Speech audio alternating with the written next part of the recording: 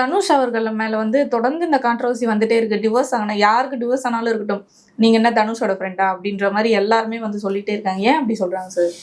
அந்த தனுஷ் என்ன குடும்ப நல நீதிமன்றம் நடத்திட்டு இருக்கிற டிவோர்ஸ் பண்ணி வைக்கிறதுக்கு எல்லாம் அப்படி சொல்றாங்க. அந்த மாதிரி அவரோட இருக்கிறவங்களுக்குலாம் அந்த மாதிரி நடக்குது நிகழ்துன்னு சொல்றாங்க. தனுஷ் கூட தான் என் புள்ளன்னு சொல்லி மதுரையில் ஒருத்தர் கோர்ட்ல கேஸ் எல்லாம் போட்டாங்க. நடந்தது தெரியுமா? எங்க புள்ள அது அப்படின்னு சொல்லி கேஸ் போட்டாங்க, நடந்துச்சு.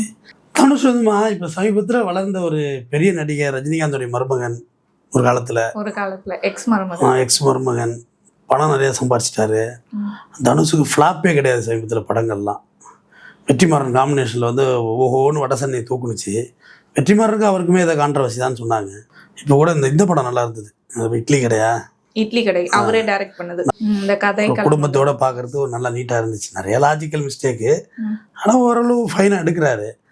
அதனால ஆக்சுவலாக டிவோர்ஸ் பண்ணிட்டு அவங்க ராகரீகமாக பிரிஞ்சுக்கிட்டாங்க. தனுஷ் பையன்லாம் அழகாக இருக்கான், அவங்களாம் அப்பாவோட இருக்கான், அம்மாவோட இருக்கான்.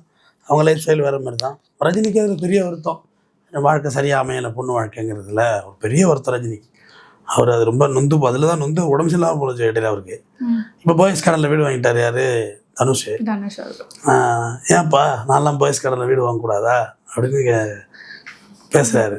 அப்போ நான் தான் நினச்சிக்கிட்டேன், நம்மளோட தான் இந்த போராமை குணங்கள்லாம் நம்மளை போன்ற மிடில் கிளாஸ் கிட்ட தான் இருக்குன்னு நினச்சேன். ஹை கிளாஸ் வரையும் அந்த பிரச்சனை இருக்குங்கிறது வளரலாம், ஆனால் நம்மளோட யாரும் வளர்ந்துருக்கூடாது. ஆமாம், ஹை கிளாஸ் வரையும் அந்த பிரச்சனை இருக்குது. அப்படி தானே? அதான் உண்மை.